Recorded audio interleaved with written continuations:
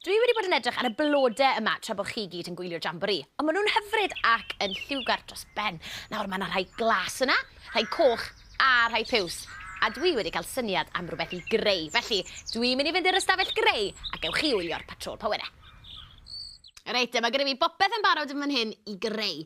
Ac ar ôl bod ti fas gyda a gweld yr holl flodau yna, dwi'n mynd i greu coron flodau.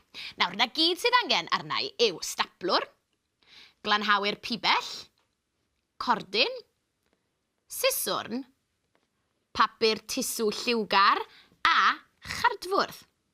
Nawr te, i ddechrau mae angen i fi wybod maint ymhenni. Felly, dwi'n mynd i fesur ymhenni gyda'r gorden yma yn fan hyn.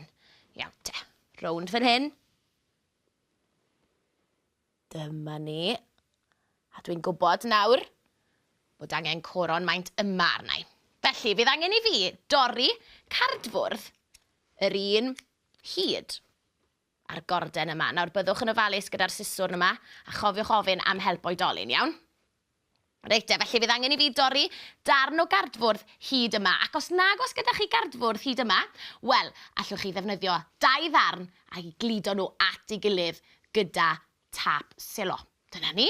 Reit, tra bod fi'n neud na, gewch chi wylio halu balw. Nawr te, dwi wrthi yn neud blodau papur tisw ar gyfer fy nghoron flodau. Nawr, dwi wedi plygu papur tisw, melyn ac oren nôl amlan yn barod. A nawr, mae angen rhoi glanhawr pibau rownd y canol fel hyn. Dyna ni. A dyma fydd coesyn y blodyn.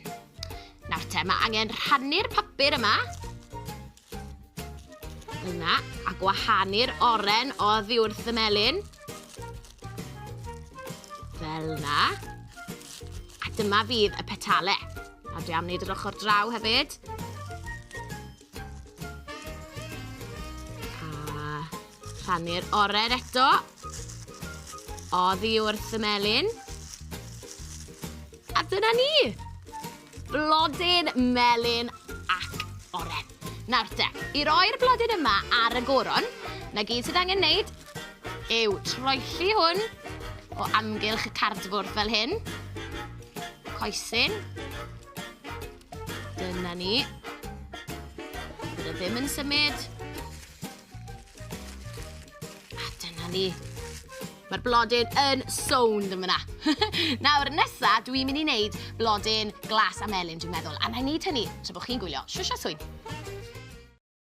Nawr dyna gyd sydd ar ôl i wneud i'r goron yma yw styfflu'r 2 ochr gyda'i gilydd i greu cylch. Felly, dwi'n mynd i ddefnyddio'r staplwr yma. Byddwch yn ofalus. Rhoi un yn y top, fel na, ac un ar y gwaelod. Mae'n barod. Reit de. Siwt i fi'n edrych. Fel brenhines? Da iawn. Nawr cofiwch, os ydych chi yn mynd ati i greu hefyd, wel, tynwch lun, a wedyn anfon y llun yna mewn ato ni ar e-bost creu@s4c.cymru. A wedyn, allwn ni ddangos nhw fan hyn ar Creu. Ond nawr, gobeithio bod chi gyd yn barod i chwerthin, achos dyma Creu, caca mwnci.